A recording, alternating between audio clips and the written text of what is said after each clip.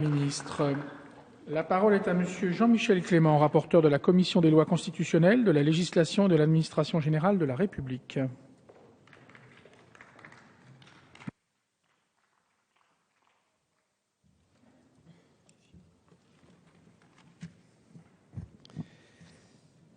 Monsieur le Président, Madame la Ministre, mes chers collègues, notre Assemblée est saisie aujourd'hui d'une proposition de loi adoptée par le Sénat visant à renforcer la lutte contre la contrefaçon. Le gouvernement a fait de l'aboutissement de cette proposition de loi l'une de ses priorités.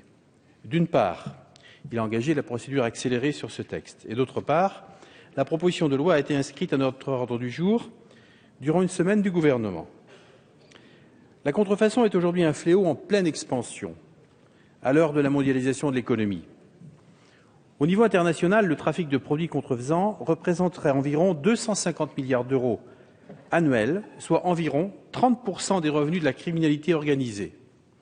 Un ancien secrétaire général d'Interpol déclarait en 2003 devant le Congrès des États-Unis que la contrefaçon est devenue la méthode de financement préférée des terroristes. Au niveau national, la contrefaçon provoquerait chaque année jusqu'à 38 000 destructions d'emplois et 6 milliards d'euros de manque à gagner pour l'économie française.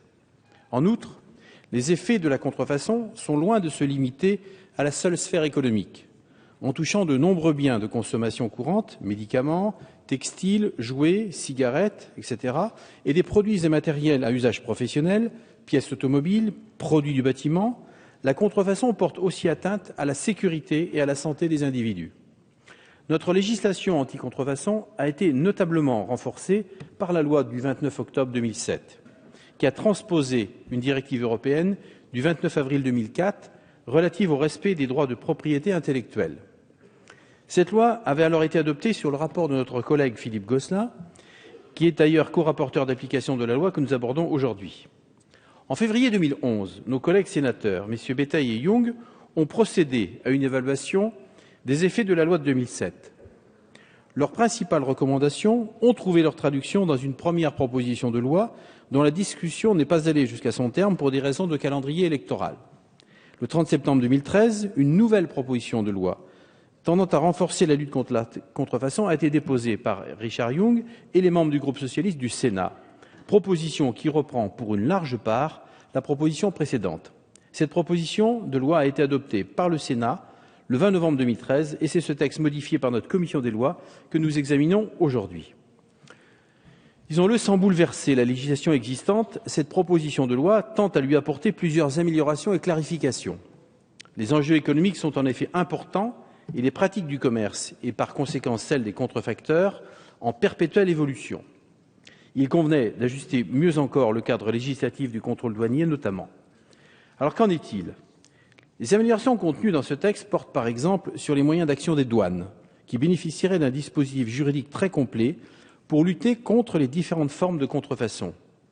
À ce titre, les techniques d'infiltration et de coût d'achat sont étendues à toute atteinte à un droit de propriété intellectuelle et les modalités de visite des locaux professionnels, des entreprises de fret express notamment, sont facilitées et mieux encadrées.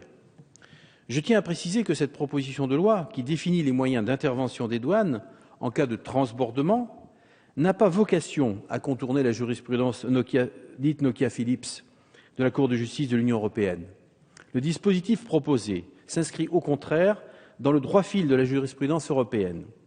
Il convient en effet de distinguer la qualification de contrefaçon et la capacité de procéder à un contrôle douanier s'agissant des marchandises en transbordement.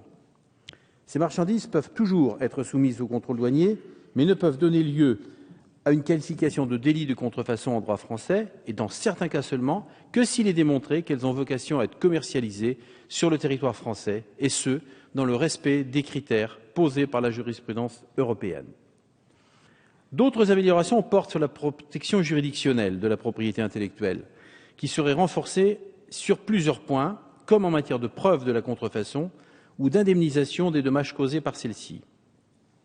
En tant que rapporteur, j'ai auditionné de nombreux intervenants, les services des douanes et de la justice, des universitaires et des avocats spécialistes des questions de propriété intellectuelle, des représentants d'entreprises privées, l'Institut national de la propriété industrielle, la CNIL, et bien d'autres encore. Au-delà de certaines divergences inhérentes à la place de chacun dans la chaîne de valeur, la plupart des personnes entendues s'accordent pour considérer que cette proposition de loi permettra d'assurer une meilleure protection des consommateurs et qu'elle confortera l'attractivité juridique de notre pays dans le domaine très concurrentiel de la propriété intellectuelle, dont j'ai entendu, Madame la Ministre, avec satisfaction que nous étions quand même plutôt bien placés dans cette démarche.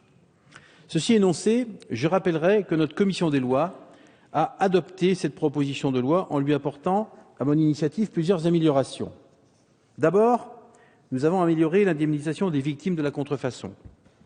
Pour cela, la commission des lois a tenu à préciser l'étendue des réparations possibles, tout en écartant le risque d'introduire en droit la notion de dommage-intérêt punitif.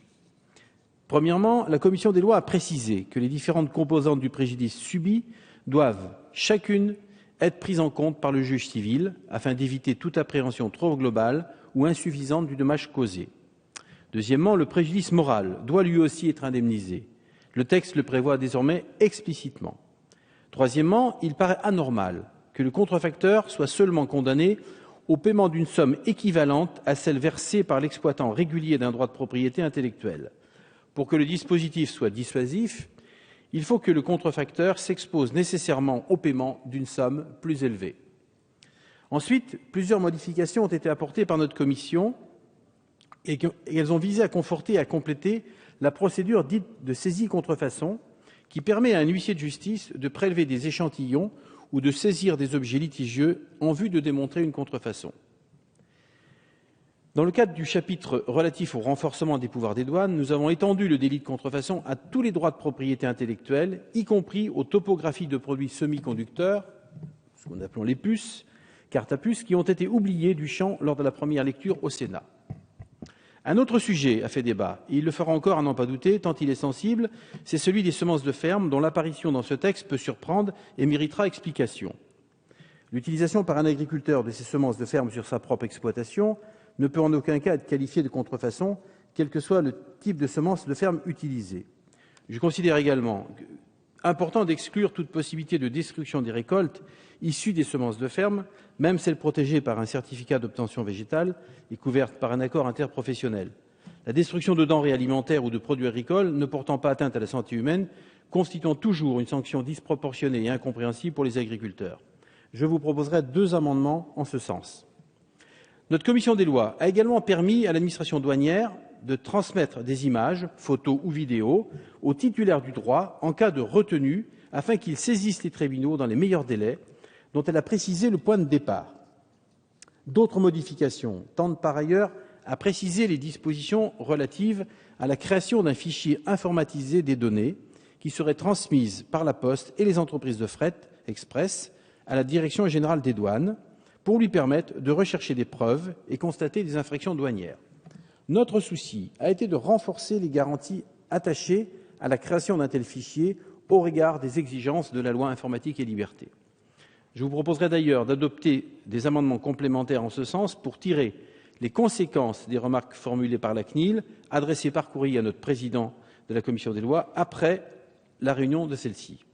Enfin, s'agissant du volet pénal, nous avons simplifié la saisine de la juridiction pénale en cas de contrefaçon par un simple dépôt de plainte auprès du procureur de la République.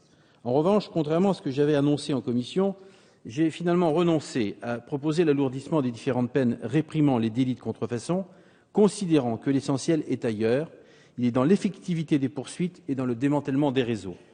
Pour conclure, mes chers collègues, je vous invite à suivre notre commission des lois et à adopter cette proposition de loi qui va, je crois, apporter à notre économie, je dirais, les protections et les couvertures dont elle a besoin. Je vous remercie. Merci, monsieur le rapporteur.